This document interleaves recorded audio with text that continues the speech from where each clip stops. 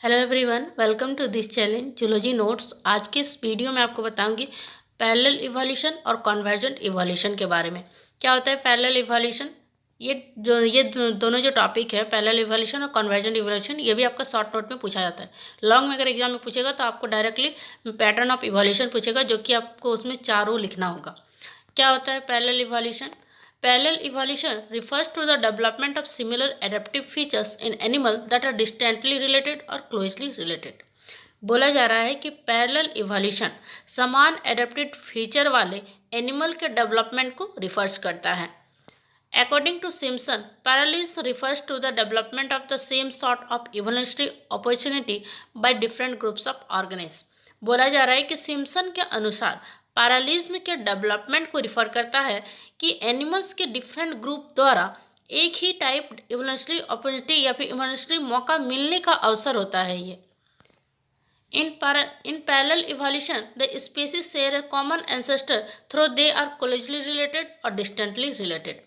Parallel evolution में species एक सामान्य एंसेस्टर साझा करती है। मतलब वो क्या करता है, वो एक होता है ना कॉमन एंसेस्टर को ये एक तरह से शेयर करता है, हालांकि वो दूर से रिलेट हो या पास से। दे हैव होमोलोगस स्ट्रक्चर, इसका जो स्ट्रक्चर जो होता है वो होमोलोगस होता है, मतलब सेम होता है। They have similar development pattern, that is ontogeny, इसका डेवलपमेंट पैटर्न जो होता है वो क्या होता है, सिमिलर होता है। A very good example of parallel evolution is the evolution of horses and antelopes।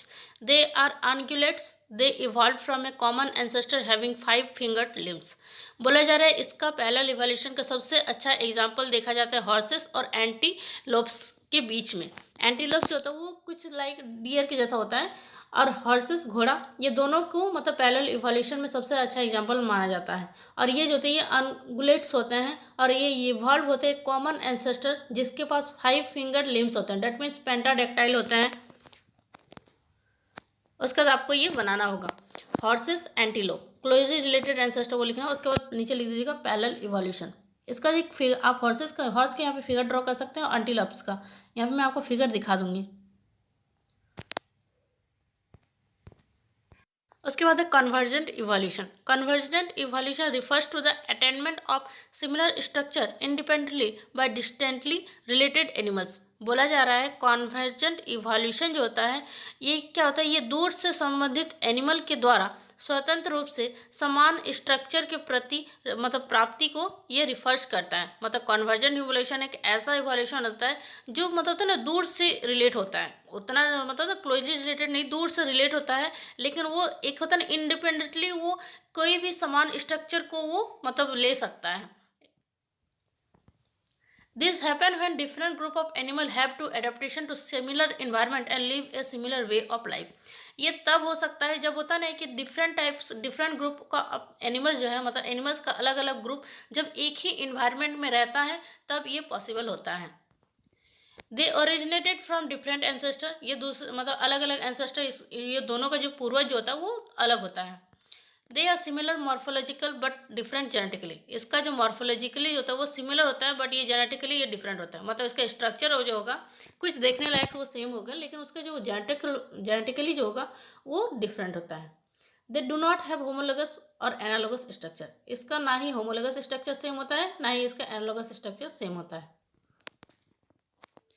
Flight is a suitable example to explain convergent evolution. जो फ्लाइट जो होते हैं बर्ड में जो फ्लाइट का होता है ना वो सबसे अच्छा एग्जाम्पल होता है कन्वर्जेंट इवोल्यूशन का।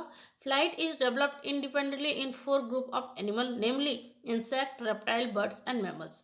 फ्लाइट जो है वो इंडिपेंडेंटली चारों ग्रुप्स एनिमल्स के चारों ग्रुप में पाए जाते हैं। कीड़े में भी फ्लाइट्स पाए जाते हैं, पंख, रेप्टाइल्स में पाई जाती हैं, बर्ड्स और मैमल्स। मैमल्स में कौन, तो बैट्स, और रेप्टाइल में पेट्रोडेक्टाइल्स।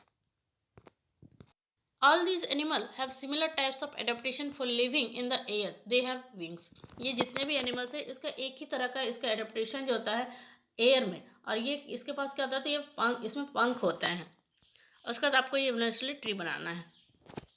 बटरफ्लाई के वहाँ पे बटरफ्लाई का फिगर भी ड्रॉ कर सकते हैं, पीजन को वहाँ पे ड्रॉ कर सकते हैं, पीजन का फिगर, और बैट को वहाँ पे बैट का फिगर ड्रॉ कर सकते हैं, उसमें और बेटर होगा।